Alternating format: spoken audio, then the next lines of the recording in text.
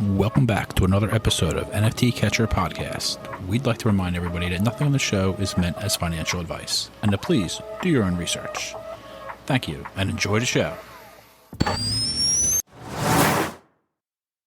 Now the subject is NFTs. They're known as non-fungible tokens, or NFTs. NFTs are exploding in popularity. This is a technology that will forever change the way people interact. So it is happening whether you understand it and like it or not. This phenomenon is moving. The digital. You have now joined Jenny from the blockchain and Michael Keene on the NFT Catcher Podcast. Hey, everybody. Welcome back to another episode of the NFT Catcher Podcast, number 127. I hate to say it now. I got Andy over here on the other side, bawling his eyes out, literally crying. I think this is going to be it. It's been a good ride. You know, I hate to say it, but Jenny really threw us under the bus here. She put the nail in the coffin. Whoa. What's happening? You can't just end the podcast. What do you mean? Yeah, no, you know what? No, I'm coming back. Oh my God, yes. Yeah. Yes. We can't, you can't end this. I'm just going to come back. I'm going to save the day here. Forget what I said. Can you bring us in? Can I hear the intro? Oh, I need to hear it. Wait, do I remember the intro? Hold on. Let's see. Okay. Let's test my memory here. What's up, everyone, and welcome back to another episode of the NFT Catcher Podcast with me, Jenny from the blockchain, and my co-host, Michael Keene. Michael's like celebrating, like, yeah. Today, we're going to be talking about what happened in the last week in the NFT space, and I'm back. So, you know, it's going to be a great episode, folks. Well, this is incredible. I'm so happy to see you and to be chatting and to have my partner in crime back on the podcast. Let's go. Yeah, it was a fun couple months. A lot of great guests. We brought in VGF again. We had Mumbot again, and had some really great people. Steve, and awesome conversation with Brooke Lacey, Corey Van Loo and his brother. It was a fun time. But I really do miss you, and I'm so happy that you're back, and we're gonna keep cranking. Oh. Yeah, I definitely, I listened to a couple episodes. I was, had to make sure you did the intro well. And also shout out to everybody who messaged me. I definitely got some messages from listeners being like, when are you coming back? Like, I hope you're doing okay. That's what's up. So thank you for that. But yeah, I think I was gone for what, 2 months? That's not too bad. It was 2 months. No, not bad at all. And I think I think Andy and I did 8 episodes in February and like 5 in January. So we were pushing it. And now you're back and you already have guests lined up. I love that. Yes, I know. I'm like, okay, I got to start scheduling some things when I come back. Yeah. But it's echoey right now because I am in a new apartment. I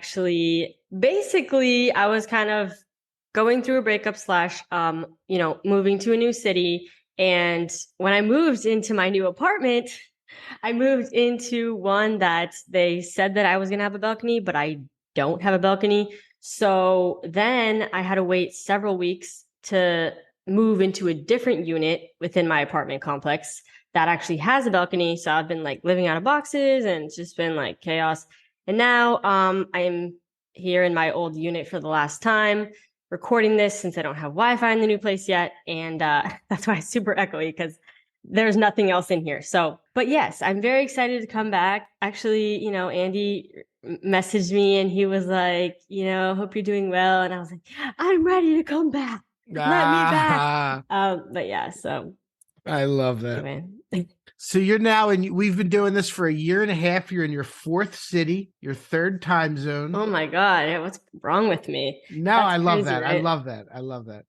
I think it's awesome. I think your third time zone. Yeah. 3rd time zone, 4th city, 3rd time zone. Mm-hmm. Yeah. So there we go. And I'm still living in Texas, undisclosed city in Texas.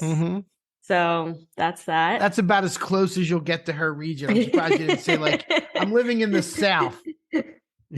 Oh, right. I'm living somewhere in the United States. They I'm can not dial it exactly, in now with Texas. They can dial it in now. No, Texas is huge. I mean, Yeah, I that's don't a know if big they state. can That's a big. figure that one out. So, Mm-hmm. but you know what? I've been a bit out of the loop, so I'm excited. I feel like you've kept your finger on the pulse with what's happening in the space. Obviously, I've still been working at evaluate.xyz. I know a lot of things flow related, but maybe not so much ETH related as far as NFT news. But I have been on Twitter. I did kind of take a break from Twitter as well, as far as like creating content and videos, but I am looking forward to getting back to that. Oh, and I forgot that I have exciting news. That I got invited back to moderate panels at VeeCon, which I was so pumped for. And they announced that the other day on Twitter, and they had actually reached out to me in December, but I felt like I needed to keep it a secret because like nobody was announced or anything. Oh, really? I feel like I should not tell anybody until like it's like official or until like they announce it first. So I kind of waited for that, but yeah, I'm pumped to be able to, How'd it go down this time? I remember last year. Do you remember you got that DM and someone's like, Gary wants to talk to you? You're like, is this real? Yeah, I know. Yeah. Well, so this time, the guy that, puts on the whole thing, Zach Nadler is his name. We had gone back and forth emailing for the last one. And so he just reached back out again. He was like, hey, we're reaching back out to people that we want to bring back. And, we'd love to have you back to moderate panels. If you don't want to moderate panels, you can just kind of, we'll give you a free ticket. Like you could just come. But I was like, oh, heck yeah, I want to moderate panels. Of course. So I'm only the main stage. Main stage only, please. Right. Don't put me up in those back rooms. Oh my God. No, but he was like, you were really great to work with. And yeah, we're excited to bring you back. And I invited my sister to come along because I get a guest for free as well. And amazing. So my twin sister, Steph Sudo, she's coming with me this time, which I'm pumped for. And I'm going to be vlogging like last time. And, it's just going to be great. So that is May 18th through the 20th. Yep. Coming up in Indianapolis. So yeah, it's coming up quick. That's 3 months away, 3.5 months. If anybody listening is going to VeeCon, let me know. Like, shoot me a DM. It'd be cool to meet people that listen to the pod. Yeah, I'm even trying to talk Andy into going. I'm not quite sure. Oh, Andy, you totally should. He should. We'll see how that goes down. That's really exciting, and I think you'd be really good at Roz's old job. My God, I know you should host the whole thing. You would crush that. As long as if they're having her, you guys could like be a duel, but. Oh man, that would be awesome. You would crush that. Roz is amazing. Michael has more faith in me here than myself. Like I don't know about that, but I actually might be moderating panels for an event before VeeCon. I'm not going to say what, but I might be. There's something that may be in the works, so that would be good. NFTLA. I can't say. I cannot. Okay. I can neither confirm nor deny, and do not try to continue guessing. Okay, fair enough. But actually, it's not NFTLA. Okay, fair enough. I have a couple guesses. I'll keep them to myself. Okay, I'll tell you after the show. Yeah. Okay. Well, welcome back. It's an absolute pleasure. Let's get into some things that are happening. There's actually something happening right now at 6:00 Eastern. So Yuga Labs decided to put 300 generative art NFTs onto the Bitcoin blockchain as ordinals. I'm sure you've heard of ordinals. I've heard of ordinals. The Bitcoin, there's kind of a craze going on with, Bitcoin NFTs. They're being quote unquote inscribed onto the blockchain. So Yuga Labs hopping on the bandwagon. They made 300 of them. They're auctioning off 288. It's a 24-hour auction. The artists are like their in-house artists, they said. So it started 3 hours ago. It goes for 24 hours. Right now, the top bid is 1.11 Bitcoin, which is, I guess, about 26,000.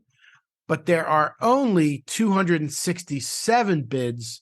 So there's still there'll be more people getting it. The bottom bid is 0.001, which if I do a little math there, I think is $2.20. 20 some cents. Wait, so there's 300 of these, you said? There's 300, but they're holding back 12. So they're auctioning 288, and it's like a ranked auction.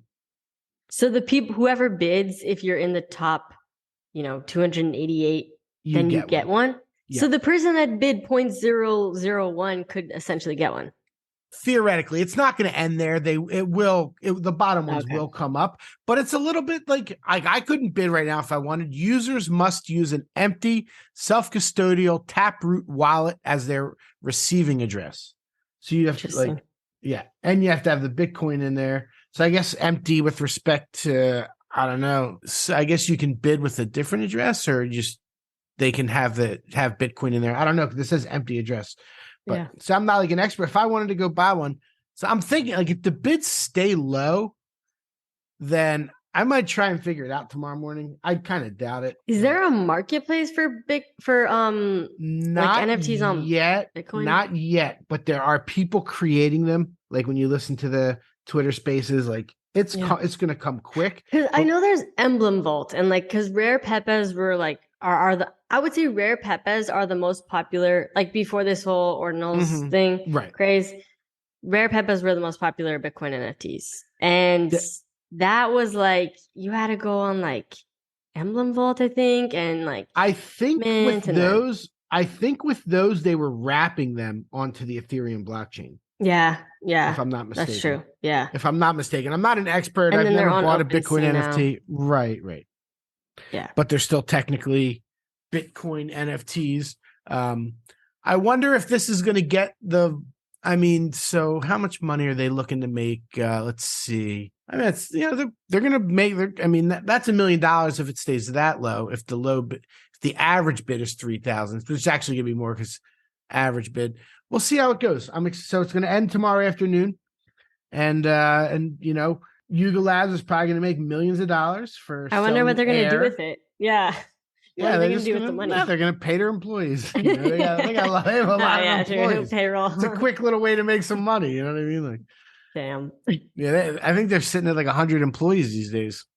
That's a good question. How many employees does Yuga have? Decent amount. And so there's other projects that have also been selling NFTs, not like, so for a long time when projects wanted to raise more money, they put out like a collection, like a second collection.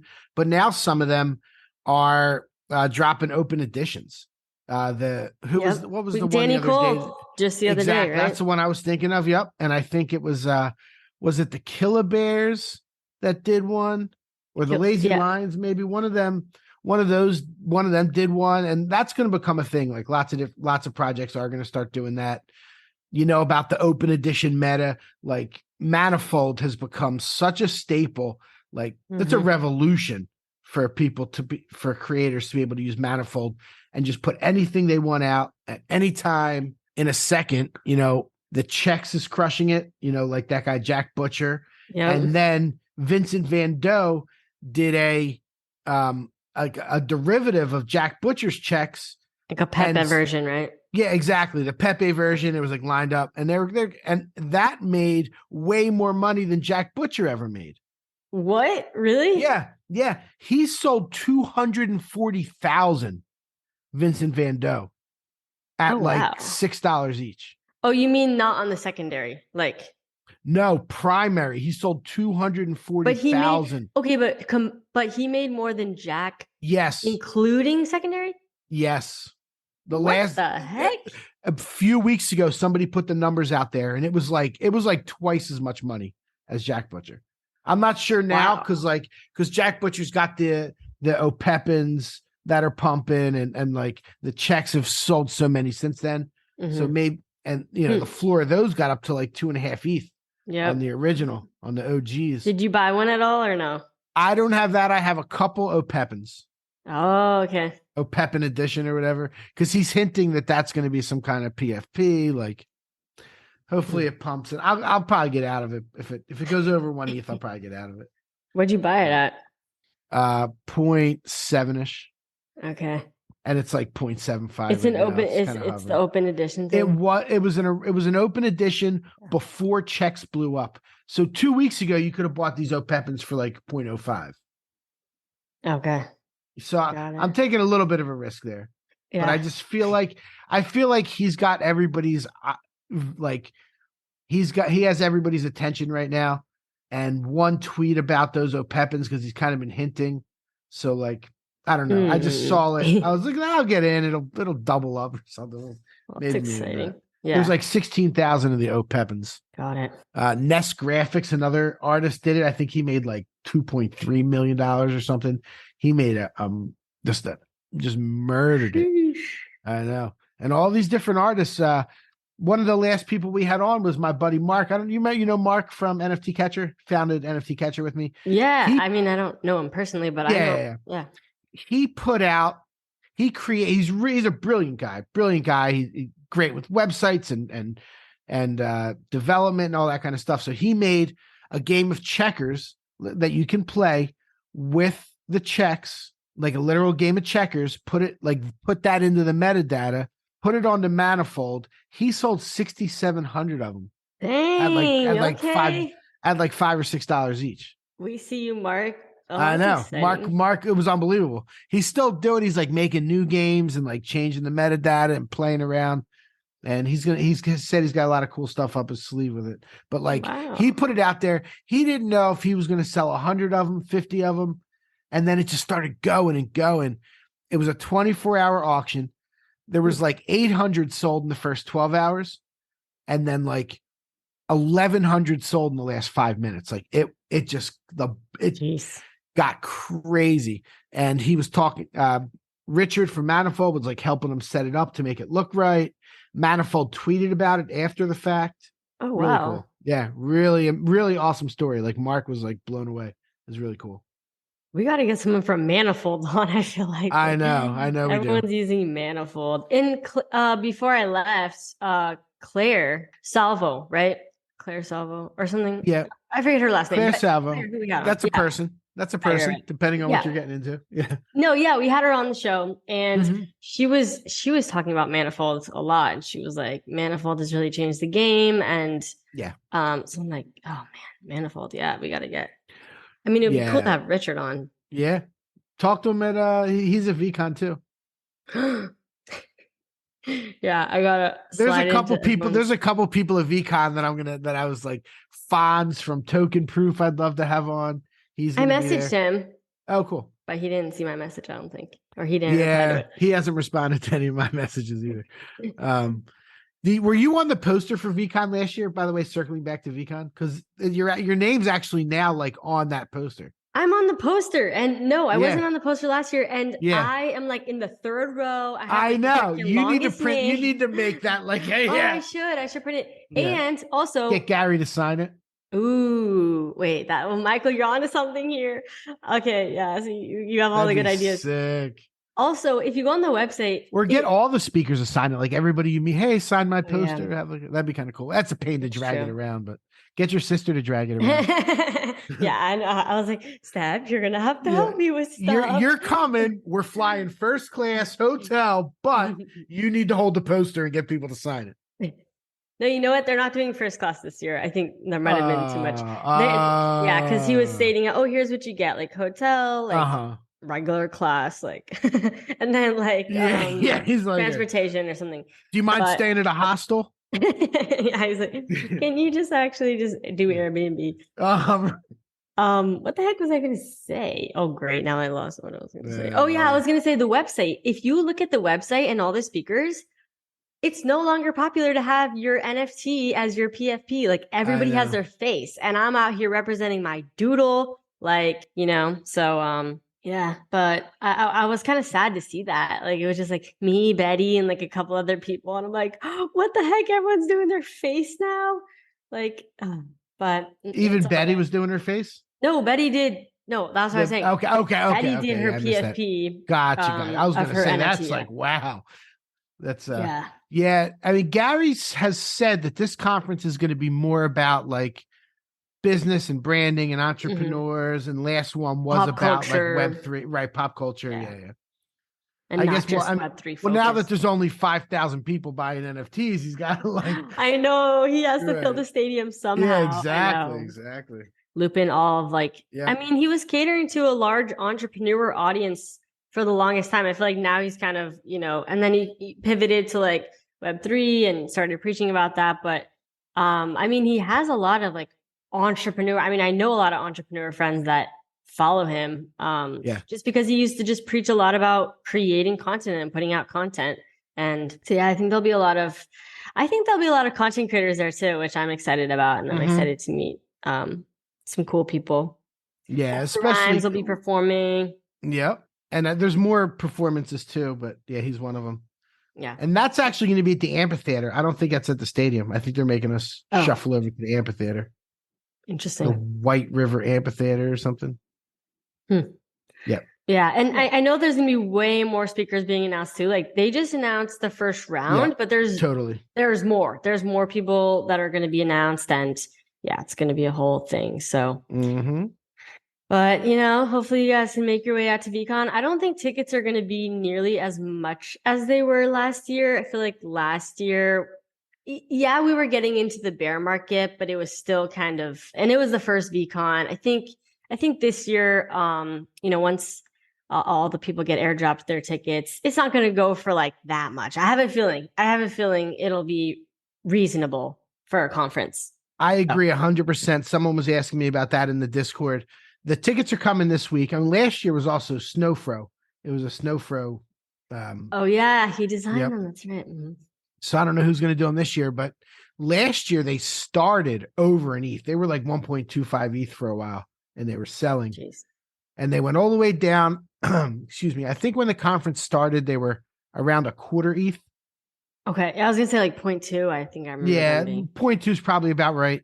So this year, I feel like they're going to start like, well, maybe a day or two after the airdrop. They're going to be down in that range. They're going to be down in the 0.3, 0.25, I think. What do you think they'll be like right before the conference? That's what I was saying. They're going to keep going down. Like, if I was going, I would book my hotel, my flight, not worry about a ticket until I get there the day before. Right. Literally.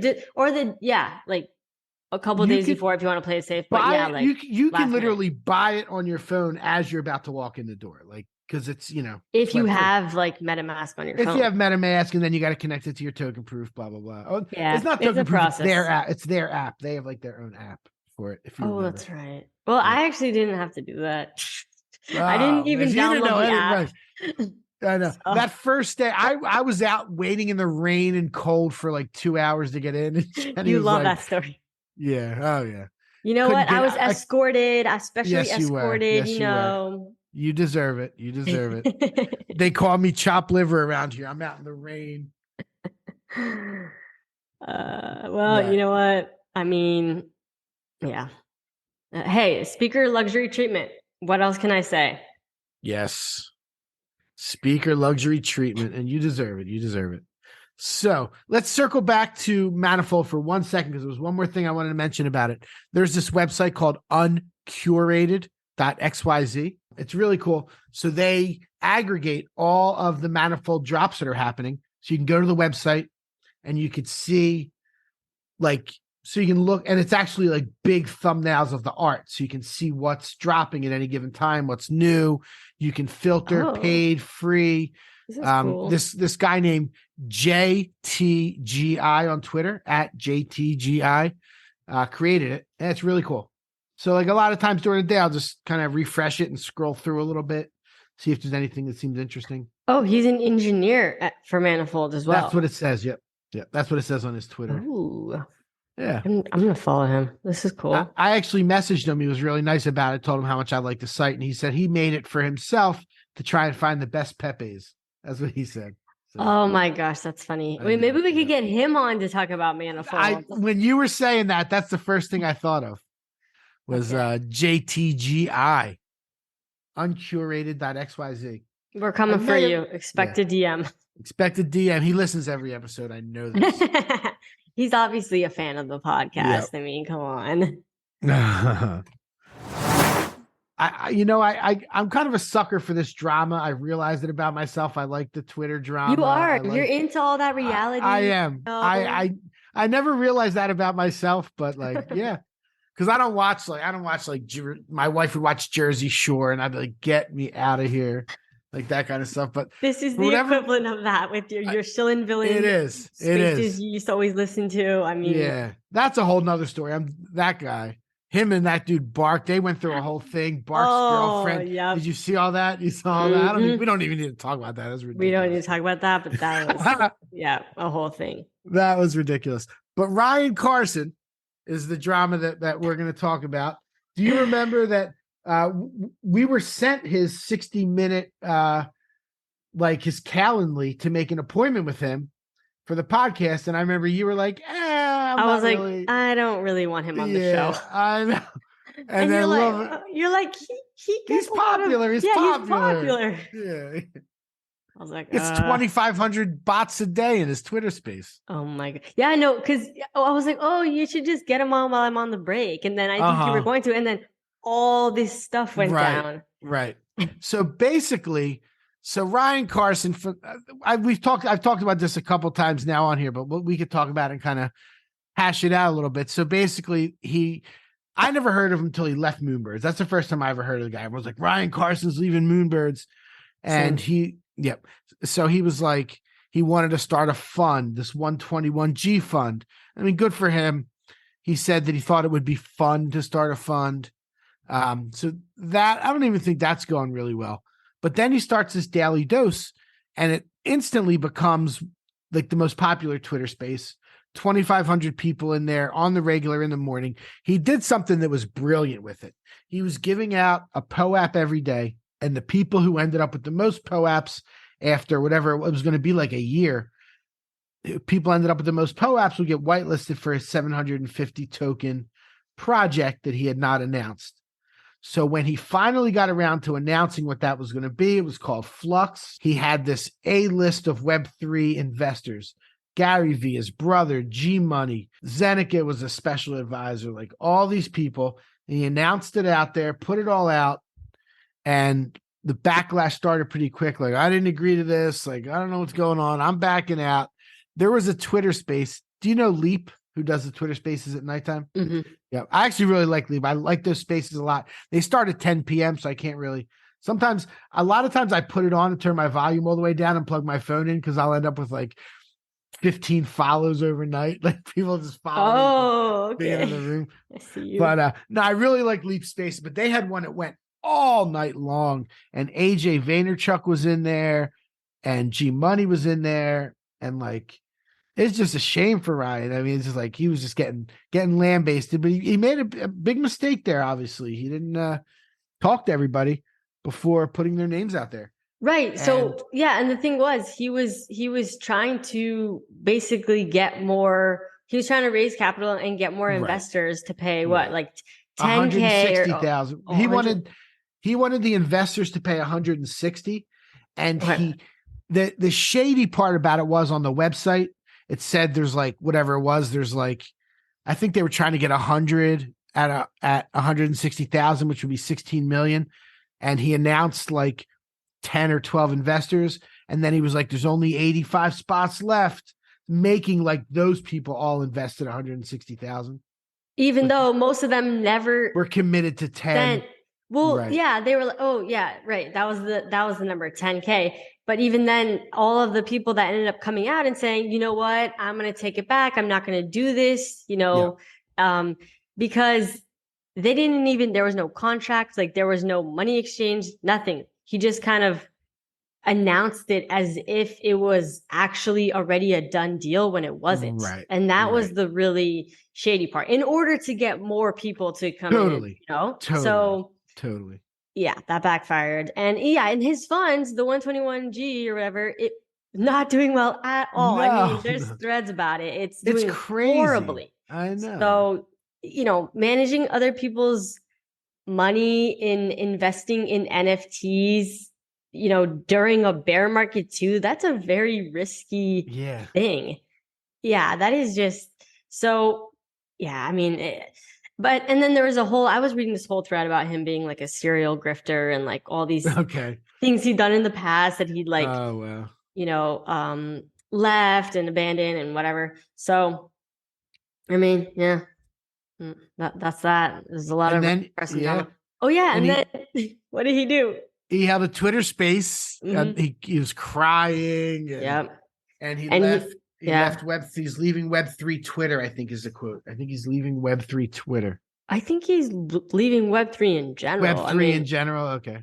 I mean, so, and someone saw that he listed his forever punk that he labeled as, this is my forever punk. And he like listed it. And yeah, I mean, I think he's probably just leaving Web3. He's like, fuck these people. He probably got so much hate. You know what I mean? I think the straw that broke the camel's back, if you recall this, was him buying those like Bitcoin ordinal punks. Like basically crypto punks on like basically knockoff crypto punks essentially, crypto punks on a different chain. And everyone was like, that's the dumbest thing, like and he spent the fund's money for that. It wasn't his money, it was the fund's money. So and he tweeted that out. He's like, if he would have just kept quiet, he'd be in such a good spot right now. But he just couldn't help himself. Yeah, that got ugly. He had to delete that tweet. I mean, he's a politician, is what he is. He's a great talker. Right. Yeah. He's a great talker. And there's a lot of people that love him. Yeah, because the thing is, if you're always hearing somebody, even if, you know, maybe you don't like them in the beginning, if you're constantly listening to somebody over and over again, you're going to end up liking them just because of the fact that you keep hearing about them. Like in your brain power and your attention is going towards that thing, you know? Sure. So absolutely. Yeah. And the other side of that coin is like, there's nothing wrong with liking him. And the Daily Dosers were actually like a lot of really good people from hearing the community and hearing the people talk. Like, it seems like a lot of really good did come out of it, irregardless of him and his character and what happened. Like that last show, like it really, like that made me think listening to that last show, how everybody was coming up and like, I felt bad for them, but like, people were like, you know, they made all these friends and all these connections and that did come from that. So, yeah. And I know they're turning it over to, Zeneca, right? Yep. So, they're turning it over to Zeneca. The 10:30 a.m. Eastern slot in the morning is very packed. Zeneca has his show so Daily Dose was getting 2,500 a day. After the POAP stopped, it went to like 800. I don't know how many are bots. Like, I don't know. I can't tell who's bots and who's not, but Zeneca's getting like 200. Rug Radio gets like 300. And at the same time, Shill and Villain is having his capitulation show. And that's like, still a thing? Yeah, he's still a thing. But like he's shilling this like DeFi Apes project. He's like all like about that. And I think that project has to do with Machi Big Brother. It's a whole those guys. I don't like Machi at all. No, I know. It's shady. That's not a great scene going on over there. So I listen to that as little as possible.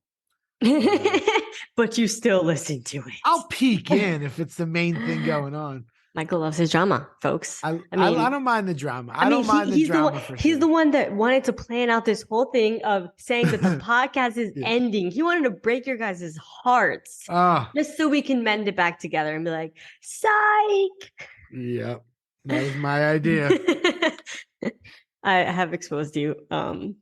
That's how you know I'm truly back. Me going back to being savage as I am towards Michael. So I'm sure you missed that. I'm sure you missed me.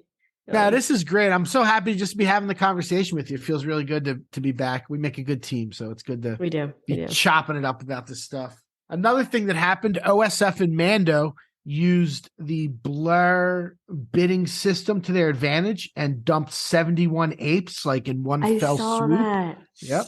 That was insane. And they accumulated most of those like I think they bought him around 4 ETH. Yeah, I think they said around 4 ETH. And that was about 9 million US that they brought in on that move. Yeah, congratulations. They all went to Machi because Machi had all the bids in. Oh my gosh. Yep. And then Machi went on to dump 1,000 NFTs on the NFT community just a couple days later. Oh wow. He dumped like 100 apes, and I had the numbers written down, like 100 Azukis and 200 other deeds. It was a big deal what he dumped out, and the prices all crashed. Apes went down.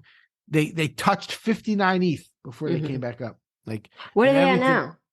Like 70, 71. Let me see. They recovered quick. Yeah, I saw when they were at 58. Yeah. I mean, and there's a lot of like wash trading and stuff happening on Blur because of like the rewards system that they have going on. 100%. Yeah. And I don't know if you saw, but I'm kind of sad about this. I saw some people were sad about this too. But Opensea, first of all, they've been all of a sudden, I feel like when Looks Rare came out, they weren't even being competitive. They're just like, whatever. But then Blur comes out, starts taking all of the, competition away from them, or starts taking all their customers, and now all of a sudden they're copying everything Blur is doing for the most part. And I hate the new profile. Like if you go to your profile. Yes, I know. Your NFTs, like, before OpenSea, I don't know if you guys have checked recently, if you're listening to this, but, you may have remembered OpenSea being where you go to your profile and you can see clearly in like rows of 4 all of your NFTs. But now it's like Blur, where it basically is like an itemized list with a tiny little picture. And it's so annoying. And then it's just mostly about price because it's just talking about, oh, here's the floor and here's and it's just like, really? Like, can I at least have the ability to change it? Like, at least like let me, oh, wait, can I? Oh, my God. Wait, if I am able to change it, I'm going to feel so dumb. I think I can. Wait, hold on. I think I can. Yeah, you can definitely change it. The button's at the top right. Okay, well, you know what? Me not looking around, just like assuming that was how it was going to be. Well, okay, that's good to know. I can change it back. Okay, great. Okay, all right. I'm not that mad at them anymore because, now that okay, that's fine. Yeah. We'll let it slide. So looking at DGen Finance here, over the last 30 days, Blur is at about 65% of NFT market share. OpenSea at 29, X2Y2 at 2%. OpenSea's at 29? Yeah.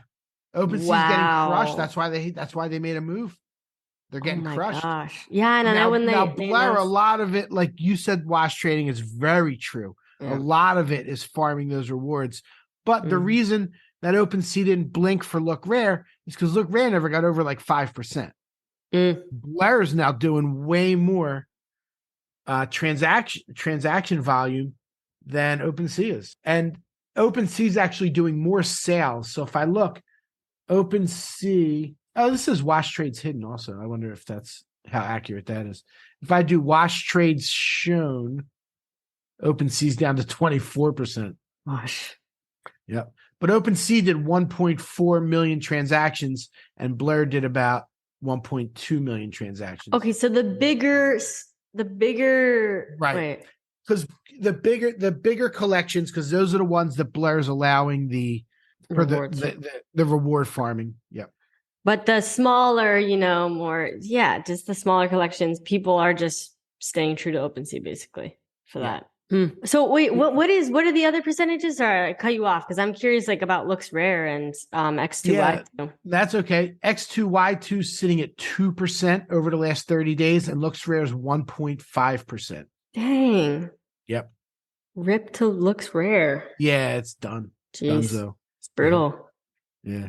It's very competitive. ETH marketplaces like Yeah, Blur came and knocked it out. I got into Blur early. I remember hearing about it. I had a call with that guy, Pac-Man. We actually had a call. He had like his avatar on, but now he's doxxed. Oh. Yeah. Yeah. Wait, when did you have a call with him? For what? Early. The NFT for Blur. No, to get on, just for me to get on to Blur in beta. Oh, yep. What? And he showed me around. Yeah. I was because it just was sounding so cool. Like, oh, you were day one. Not day one. But I was pretty early. I was pretty early in on the beta. They had to whitelist your address before it went public. For all the functionality, I mean, it's a great trader's tool if you're looking to do multiple things at once, like things. OpenSea is adding a lot of the stuff that Blur had. They're allowing you to do multiple things, and yeah, they definitely need to. OpenSea, they're probably pretty scared right now. Yeah. I mean, yeah, OpenSea's been around the longest, but that doesn't always mean that they'll, it's like Blockbuster, and then Netflix coming along is like, Netflix. And nobody, I mean, I think there's one Blockbuster still open in like Oregon, just because for like historic purposes. But that's it. Like nobody uses Blockbuster. They didn't adapt. They didn't go to online. Yep. They did. They went way too late and it was over. Wait, they did end up going online? I think they did go online. I think they started, we'll do it too. But Netflix is like, we're not even, now we're, I remember when Netflix, do you remember when you had to, like, you would go online, then you would pick what movies you wanted. They would send it. They would mail them to you. Then you had like a week or two to watch them. And then you would mail them back. And then once they received them, you could get, your next couple of DVDs. And then that was exciting at that time too. It was like, it was incredible. It was incredible. Because Blockbuster with the late fees and you were returning it late and like, So this one, there were no late fees. It was just like, whenever you send one in, we'll send one back. And what do they care? It's just a disc. If you keep it, it's not like it's like worth anything, just reprint a disc. And now everybody, except for me, but everybody has Netflix. Like everybody knows Netflix. I mean, obviously Hulu is like the thing too. Hulu, Netflix. I don't know what else, but yeah. So yeah, it's crazy. It is crazy. Times change pretty quick. Hopefully they will keep up with the times. Hopefully someone figures out this artist royalty thing, because the artists are caught in the crossfire here. Yeah, that's true. Like, I don't care if Azuki doesn't get their royalties, but you want like yeah. You always want like the underdog to win, right? Like everybody is like, screw Yuga getting more royalties and stuff. But it's like you want the mom and pop shop people to get the royalties. You want those people to win and get exactly, their money. But 1,000%. So what else is happening? Do you know Wale.Swoosh? He writes threads on Twitter. I don't really good. I came across him probably just a couple months ago, but he writes really good threads. And he's actually starting a show on Twitter Spaces where it's going to be like Who Wants to Be a Millionaire, where he brings contestants up and gives them 5 questions. If they make it through, they win stuff. Yeah, it's really cool. He's really cool. We should actually think about getting him on at some point too. But he put out one thread that I want to give him a shout for: the 5 biggest fails in Web3 history. And we can run through them pretty quick. You talk about them forever, but do you have any guesses on what would be the 5 biggest fails? Oh, I just found him. Is it his is Wale.Swoosh. WALESWOOSH. Okay, the 5 I'm not gonna look at the thread. What was it? The 5 biggest biggest fails in Web3 history. So this is not specifically for projects. This is any Web3 fails. So is this involving crypto as well? Crypto stuff? No, there's not. Okay. So it's not like FTX. I mean, there's crypto involved in some of these, but it's all NFT stuff. Okay. The 5 biggest fails. Give me one of them. Give me number 5. Okay. Number 5 is the Pixelmon reveal. Oh, okay. Okay. So these are all obviously like his opinion. Okay. So, I mean, I feel like, wait, what was that one project that I was holding for the longest time and then finally sold? Is that one in there? Mecha, it's not. What was that? The Mecha? No, not the Mechaverse. No, not that one. Hate Beast. Hate Beast. Is that in there? That one's coming back. You know that's back to a 20 ETH floor, right? You're lying. Yeah, I'm lying. I knew it. I would see it all over Twitter. People would DM me about that, I think. Right. Yeah, as soon as you sell it. Michael Jordan bought that. I'll give you this one. You're not going to get number 4. Well, we'll run down them, I guess. Number 4. Hints. Give me a hint for one of them, but not for number 4. Okay. Number 3 was a gigantic gas war where Other side. There you go. Where $100 and some million of gas was burned. I was going to guess other side before you said that, actually. Okay. Number 2 was a marketplace launch that fell short of expectations. I mean, looks rare. Mm-hmm. Next to what? No. Mm-hmm. Fell short.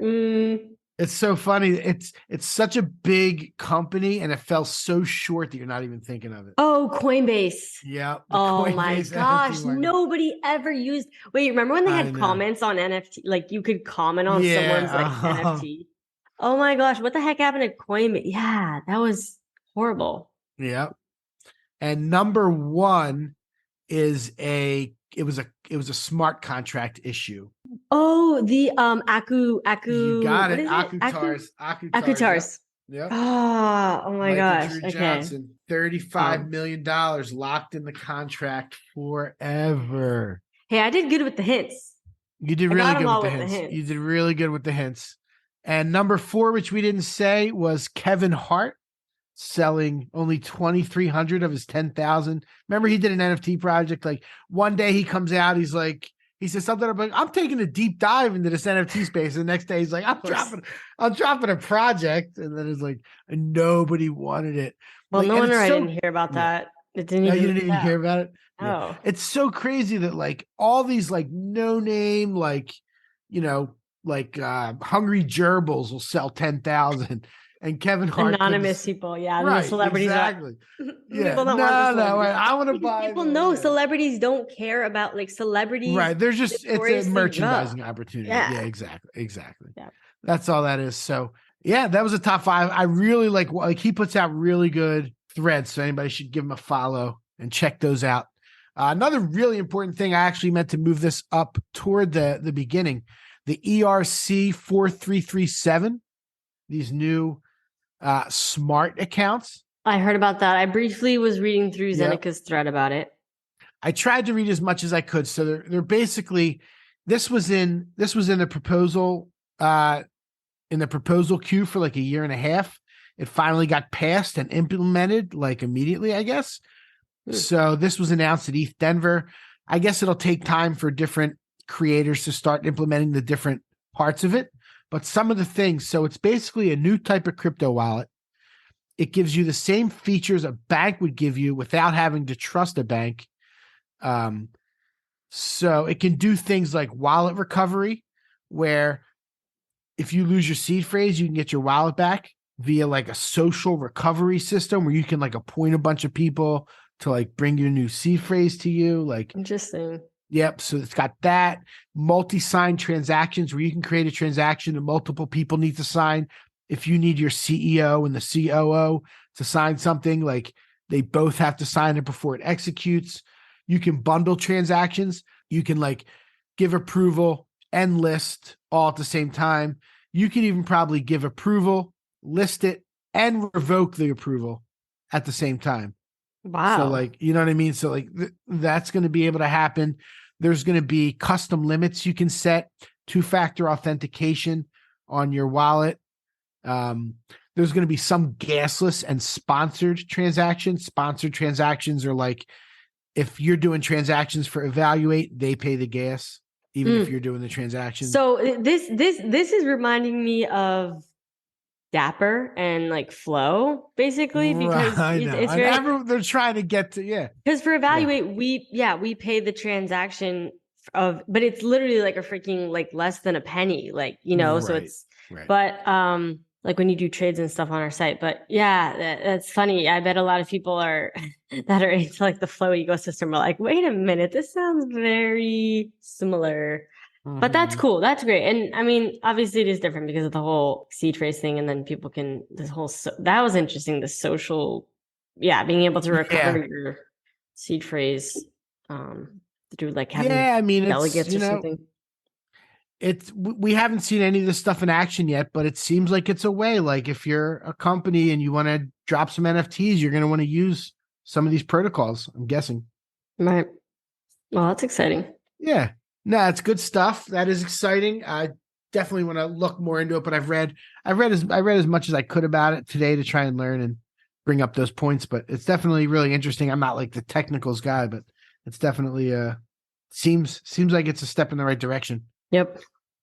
I'm guessing you know about Consensus, the conference. You seem like that type of entrepreneur kind of. Yes. Wait, why? That's a crypto conference, right? It's a crypto conference. I was like, Consensus. wait, It's not entrepreneur. Okay. Yeah. Yeah, consensus conference. I'm looking it up right now because I feel like Yep. oh, presented by Coindesk. Okay. Yep. Yeah. So they're actually selling NFTs to it. I found it interesting. They're selling 1,000 NFTs at 1.5 each, 1.5 1.5 ETH. ETH. Yep. What? Yep. Who's So gonna they're buy selling that? well, nobody apparently, but you get 3 years of a Pro Pass ticket, and they're selling those for $2,000. They're selling those for $2,000. Okay, I don't know about this whole consensus. I see. Consensus is the world's largest, longest running, and most influential gathering that brings together all sides of the cryptocurrency, blockchain, and Web3 community. Hmm. It's in Austin, Texas, Yep. April. Yep. Are you going to that? I don't think so. No, I don't think I am. Yeah. But I found that really interesting. Like, they've only sold 37 of them since Saturday out of 37 1,000. tickets. Did they just release the new tickets and stuff? Thursday they released it. Countdown to next price increase. 10 days, 1 hour, 32 minutes, and 10 seconds. God. Really? They're doing a freaking price increase? FOMO. Oh my, it's already so expensive. How dare they increase the price any further? That's ridiculous. Wow. So like, if you're buying the 1.5 ETH thing, makes a lot of sense. There's also 350 special rewards to be distributed throughout the 1,000 people. Like, one of them, like, you can be a speaker, you can get a booth, you get VIP tickets, you get lifetime tickets. Like, there's all different Edward stuff. Snowden is speaking? Really? Ooh, okay. That's the seller for me. Yeah. But besides that, I don't know these people. Yeah. I didn't look at the speakers, but I found them very interesting. And then LoudPunx is they kind of did the same thing. They sold for 1.5 ETH also. That's a lifetime VIP pass to every Rolling Loud festival. Did you see that one when it went down?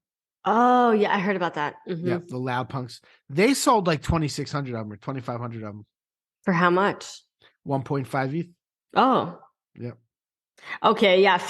Festivals, people freaking love festivals. And people are willing to pay a pretty penny. And those also go for a lot. But I feel like both of these, like, I think if Consensus would have just come out and been like, hey, we're selling 3-year passes for $2,400, which is essentially what the price is, well, $2,250 actually, with where ETH is, then they would have sold so many more. And it's versus kind of almost what? Versus selling them as an NFT for 1.5 ETH. So, like, oh, I see. If they would have just been like, hey, we're selling these 3-year passes. Maybe. 1-year pass is 2,000, 3-year pass is 2,400, and like they can only get 37 people to buy it. It's like, what is like? It's just and the same thing with the LoudPunx. Like, I think if Rolling Loud would have gone out there and just told everybody, hey, for $2,200, you can get a lifetime VIP pass to any Rolling Loud you ever want to go to. You're saying if they didn't make it an NFT, just kind of right. So, which is kind of, it's a shame. Like, I'm saying it's like it's showing how little action there is, how little people are willing to onboard. Because I think that the both of them are providing good value for the price. Yeah. I mean, especially LoudPunx, lifetime VIP access. Lifetime, I think you said 3 years. 3 years for Consensus. LoudPunx is lifetime. Oh, for Rolling Loud, it's lifetime? Lifetime to everyone. And they do like 7 a year. Wow. They do them all over the world. Okay. Yeah. Well, I'll pick that one over the Consensus. I know. Yeah, exactly. I know. I'm picking and the LoudPunx is at like 1.35 or so. So it's slightly under floor. I know a guy that bought 100 of them, a former ticket broker. 100? Jeez. Yeah, I know. He's the biggest holder. Okay. I know. He's probably really good at selling them though, and like getting his money back and right, like not selling the LoudPunx, but selling the access. Yeah. So then how does that work? Are they mailing you tickets every year or something? No, it's I think it's like a token proof type of thing. I don't know exactly what happened. They're not mailing tickets or they're not dropping tickets or anything. Okay. It's like, so, but this is the kind of guy that would like send somebody like a ledger to use to do it, and like I don't, you know what I mean? Like he's like a hustler. All right, I see. Yeah, but both of those, I just find that kind of stuff really interesting. Yeah, and I find it interesting that people aren't buying them, even though it seems like there's good value there. I mean, we are literally in the freaking bear of the bear market. We are. So to be fair, people are not buying much if it's going for a lot, like the things that really pumps, like the checks, like those were selling for $8 in the beginning, You're so it's like, right. You're exactly right. I wonder what if it wasn't for Blur, I wonder what the NFT market would be like right now if it wasn't for all the farming. You think Blur saved the day? It might have. I mean, it kept the volume up at least. Like, did you? Oh, I was meaning to ask you this earlier. Did you get tokens and then did you convert them to ETH or did you keep them? What was your situation? I got the care packages when they first dropped them originally, but for this new drop, I haven't even gone in to try and claim because like you have to click that you're not a US person, and I don't think I'm making all that much money from it. Like you have to literally click and say, I certify I'm not a US person. Like, so there's a way to go around it. You can do it like the smart contract way or whatever. You can do it through the contract. That's what I did. And you can do it. Did you do well? No. Wait, I think I got because the thing is your care packages, you basically can open them and then it converts it to like the token and then you can convert it to ETH if you want. I think I got 0.2, I want to say, if I remember correctly. Like it wasn't like anything crazy, but also it was like 0.2. That's nice saying that. $300, Yeah. So yeah, I should probably look into doing it. It was a complicated. I had to have someone help me because it was a complicated. It took a little bit too. It was a bit complicated, but it was. You did it through the contract. Yeah, the contract way. Okay. Yeah, maybe I'll look into doing that. But yeah, I do think that they did kind of save the day. Like, I mean, I don't know for sure. I mean, because I remember Doodles was at 5 ETH and then they pumped to 6 point something. And I was like, oh, I think this is from right after the Blur airdrop happened. Because, I mean, people would just put it into, projects that they wanted to buy into or that they believed in. So, I mean, I had a friend get 5 ETH from it. People were getting some good payouts for sure. So, yeah, but then it kind of went back down. I mean, it pumped the market temporarily for some of the blue chip projects, but then it kind of went back down. So right. But it might have at least we might be in a worse spot if it wasn't for all that. It'd be obvious how low the volume is. It'd be obvious how few people are trading. But that was a lot of good stuff to talk about. Should we go over some stats before we, Let's do it. Yeah. We crank out? So what I pulled up the last 30 days floor changes just because it's been a while. So I'll go over the last 30 days of floor changes on some prominent projects, and then we'll go over the top 10 volume. So Mutants and Bored Apes are pretty much even for 30 days. Mutants are up 3%. Bored Apes are straight even. Other Deeds are up 2.5%. Azuki's down 4%. Moonbirds are down 20% in the last 30 days. Because they canceled their conference. I know, they canceled their conference. And that was one of their main perks. Yep. Now they're okay, we're just going to be an art project. Yeah. They don't know what to do. They don't know. And they gave away everyone's IP rights. They gave away all everyone's the art. IP rights. That was nasty. They're also, they're sunsetting the Proof Pass. They're what? Beginning of 20. So the Proof Pass, which was that original one that went up to 100 ETH, that's not going to have any value after the end of 2024. That's going to be the end of it. Oh my gosh. It was not supposed to be a lifetime. Another one of those lifetime. Those lifetime things never end up being lifetime. If they say lifetime, run the other way. Run the other way. Lifetime is a red flag. It's never. Even when you said the Rolling Loud thing was lifetime, it's okay, lifetime just means however long the person running it is going to be running it for. That's pretty much what that means. It's definitely not lifetime, like till the end of eternity, you know. That's pretty funny. Lifetime is a red flag. That's something good to remember. They are going to be giving those proof pass people like some kind of special moonbird, like a legacy moonbird or something. But I know. That's people weren't too happy about that. Clone X is down 10%. Doodle's down 15%. The Bored Ape Kennel down 5%. These are over 30 days. And the Opepin edition by Jack Butcher is up 549%. Gosh. Yeah. Oni Force is up 50%. Our friend Ulitra in the Discord, she's always talking about Oni Force. They sold. So somebody bought Oni Force. Oh, interesting. Yep. So that's why that's doing well. What else is Moonbird Oddities is down 35%. Jeez. I have one of those. It's down to 0.76. Those are dead. Those are dead in the water. How much did you buy yours for? Like 1.1. Rip. A while ago. I bought it a while ago. I guess it's not that bad, but at least it wasn't like your cool cat where you bought it at like 10. Yeah. Someone peer pressured you. You want to hear something funny about my cool cat? I went and looked at it and looked at the contract. And after I sold it on December 31st, it's traded hands about 40 times. Bing, bing, oh, bing, bing, my. Because of all the wash trading. Oh, okay. Yeah, so it's just like bing, bing, bing, bing for like the same price. It's so weird. Like that's a shame. Turn my awesome little cool cat into the little hussy. Yeah, like you want somebody to be like diamond. I know that's my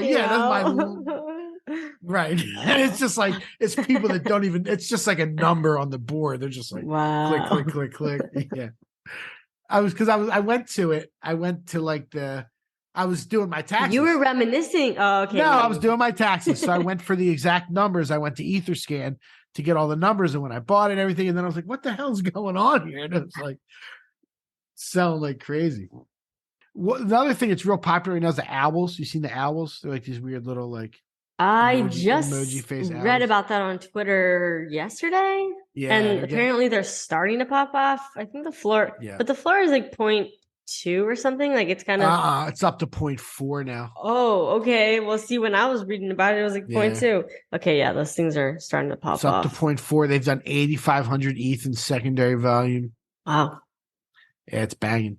It's popping. Are you gonna get one or no? I'm definitely not because like they don't look like anything. It's just I feel like it's just gonna be one of these things that like it has its time and it goes away when something new comes. Yeah, I don't know. Like that's what it feels like. I don't know. That's what everything feels like. I know. That's what everything has been for the most part, except for Yuga and a couple others. Like that's what everything has been. I mean, yeah, but hey, nothing is immune to going down in price. Yeah, my doodle. I mean, for doodle floor, 5E. It's just like, dang, what the heck? I really like their CEO, Julian. Julian Holguin. I've heard him talk a bunch of times now. I think he's got a good plan. Like, you never know what'll happen. He could leave. He could like announce he's leaving or something. But like, I think they're in pretty good hands. I don't know what's going to happen. We got to get them on the pod. I got to reach out to Julian. That'd be really cool. Yeah, that'd be awesome if he would come on. That'd be great to chat it up. All right. NFT collection rankings by sales volume over the last 7 days. And we have a surprise at number 1, Momogoro Hollow Self. What blockchain is that? It's on Ethereum. Okay. And I've seen the name because I've seen it on DGen's Finance, but I have no idea what it is. And number 2 is another one that is a surprise, and that is MG Land, which is actually cheap. There's just like so many transactions. Do you think that there's like, is this like people just like wash trading to get up there, or what's the situation? There's a chance. There was one of them that did happen with. There was like one wash trade sale for like 200 million. Right. Who was I on with when I was like, what the heck? Yeah. And it was a total like just to get on there. But I think these ones have a lot of volume. Okay. I guess maybe this is missing something. That doesn't make a lot of sense actually. Because Bored Apes only says 6.5 million. And I don't think it's that low. I think something's going on. But they have Bored Apes at 4, Other Deed at 5, So Rare at 6, which is back in the top 10. So Rare had left the top 10 recently. Emblem Vault, which you mentioned, is number 7, and that might have to do with Ordinals, but I don't even know. Interesting. Mutant Apes is number 8. Captains is number 9. CryptoPunks number 10. Gods Unchained number 11. That's the first Let's go. non-ETH. And then another Immutable X, Block Lord's Banners, is number 13. The first Solana is number 17, which is the Utes. And yeah, that's the top 10, a little extra. Jenny, this was a really fun conversation. I'm so happy that we're back. Yep. We're back in action. Yeah, this was honestly, it's really great to be back, and it's awesome to be back. So happy to, start recording again. We got the next interview lines up. We have the next Sunday recap special guest. That's going to be awesome. scheduled. I'm really looking forward to her. I've been for a while. I know. We've been, oh my gosh, yeah. Her and I have been back and forth a bunch. Like, that's awesome. So it'll be good to have her on. But yeah, folks, thank you for tuning in to this episode of the NFT Catcher Pod. And we love and appreciate you all. Thank you so much for listening to this episode. And we'll catch you in the next one. Peace. Thank you for tuning in to the NFT Catcher Podcast. We hope you enjoyed today's episode and learned something new about the exciting world of NFTs. If you enjoyed today's episode, please take a moment to subscribe to our podcast on Apple, Spotify, or wherever you listen to your podcasts. And if you really love what you're hearing, please leave us a rating and review on your favorite platform. If you want to stay up to date with the latest news and insights from the NFT space, be sure to follow us on all the socials at NFT Catcher Pod. You can follow Jennifer at Jennifer_pseudo and Michael at NFTicket. I'm your producer, Andy, and I'm at AJC254. Our theme song's by It's Just Los. We always appreciate your feedback and support, which helps us reach more people and bring you informative and engaging content about NFTs. We look forward to bringing you more great NFT content in future episodes. Thanks for listening. Peace.